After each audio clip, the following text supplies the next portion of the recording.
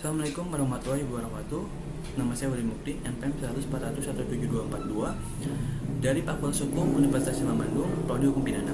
Pada kesempatan kali ini saya akan memaparkan hasil penelitian saya dengan judul dilema delik aduan terhadap pemenuhnya penindakan pelanggaran hak terkait lembaga penyiaran, pemegang lisensi hak siar Liga Inggris serta penatap media melalui streaming ilegal. Latar belakang penelitian ini didasarkan karena keberadaan website streaming ilegal yang marak ini terjadi di masyarakat, sehingga dapat diakses secara mudah oleh masyarakat, menyebabkan pemilik hak terkait mengalami kerugian manfaat ekonomi yang saatnya dapat, di mana seharusnya masyarakat berlangganan kepada pemilik hak terkait. Dengan adanya website streaming ilegal yang dapat diakses secara gratis oleh masyarakat, mereka mengalami kerugian dari manfaat ekonomi tersebut. Selain itu, penempatan tindak pidana hak terkait dalam delik aduan menyebabkan aparat penegak hukum atau pihak yang berwenang tidak dapat melakukan penindakan terhadap pelanggaran hak terkait tanpa adanya pengaduan dari pihak yang dirugikan. Di mana di tengah perkembangan teknologi yang semakin masif seperti saat ini, masyarakat secara mudah atau mengakses situs tersebut, yang menyebabkan tindak pidana berjalan lebih cepat dibanding proses penyidikan. Nah, oleh karena itu, dengan delik aduan meningkatkan peluang yang dapat dimanfaatkan oleh pelaku tindak pidana untuk menyebabkan kerugian manfaat ekonomi yang lebih besar bagi pemegang hak terkait apabila tidak ada perubahan terhadap delik aduan tersebut. Penelitian ini bertujuan untuk mendapatkan gambaran mengenai evaluasi jenis delik aduan dalam upaya mengurangi pelanggaran hak terkait atas penanganan izin oleh streaming ilegal. Penelitian ini menggunakan metode antara lain pendekatan yuridis normatif, spesifikasinya itu deskriptif analitis, metode analisis kualitatif, yuridis kualitatif.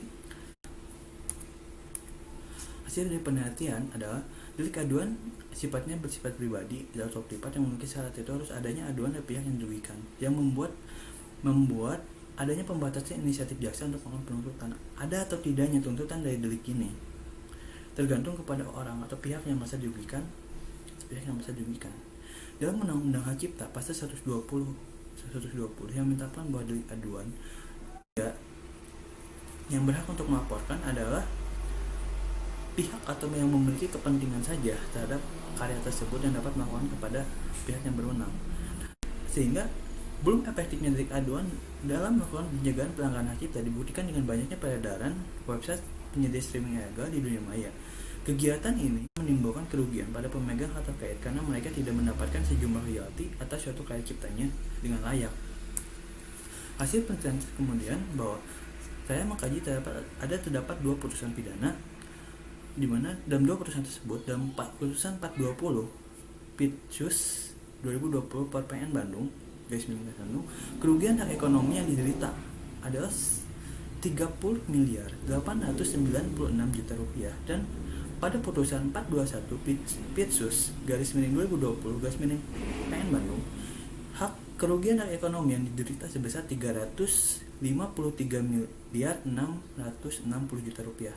Bisa dibayangkan, dengan 2 putusan saja kerugian yang dialami oleh pemegang hak terkait adalah ratusan miliar. Apabila penempatan delik aduan tidak dirubah menjadi delik biasa, akan menyebabkan kerugian semakin besar, semakin banyak bagi pemegang hak terkait lainnya. Tambah, kesadaran hukum masyarakat pada saat ini adalah rendah, di mana masyarakat menganggap bahwa masuki atau mengakses situs streaming ilegal itu ada perbuatan yang biasa, yang dianggap oleh masyarakat itu adalah perbuatan biasa yang bukan merupakan suatu pelanggaran. Nah, sehingga akan menyebabkan pemegang hak terkait merasakan dirugikan. Apalagi sekarang media sosial saja dapat digunakan sebagai sarana untuk melakukan ilegal, seperti IG, Instagram, atau Twitter. Sekarang bisa digunakan bagi pelaku sebagai media untuk menayangkan situs yang dapat diakses oleh masyarakat semakin mudah. Nah, apabila tidak ada perubahan menjadi delik biasa, akan menyebabkan tindak pidana berjalan lebih cepat dibanding penegakan hukum. Dengan menerapkan delik biasa, kepentingan umum sekali kepentingan individu dari pemegang hak terkait akan terlindungi.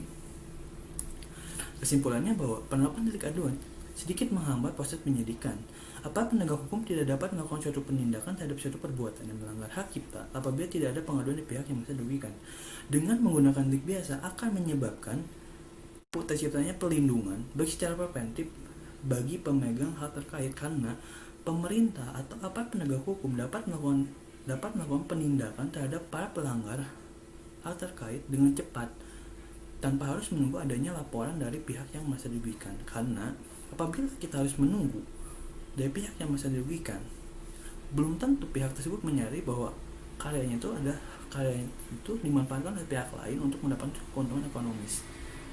Sarannya kepada pembuat undang-undang agar kedepannya memperhatikan rumusan delik aduan dan undang-undang hak cipta, karena dengan delik aduan dinilai akan menimbulkan kerugian bagi pemilik hak cipta atau hal terkait yang tidak secara proaktif melakukan pengawasan terhadap peredaran karya di masyarakat. Dengan mengevaluasi delik aduan menjadi delik biasa akan menyebabkan pihak yang berwenang dapat proaktif melakukan pengawasan dan penindakan serta memberikan perlindungan hukum yang lebih, memberikan keadilan dan kepastian hukum bagi para pencipta atau penegak terkait.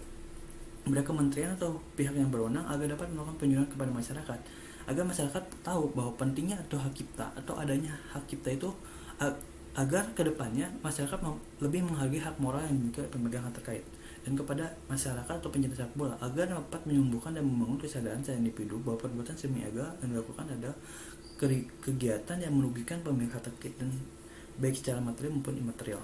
Mungkin sekian saya paparkan. Terima kasih atas perhatiannya. Wassalamualaikum warahmatullahi wabarakatuh.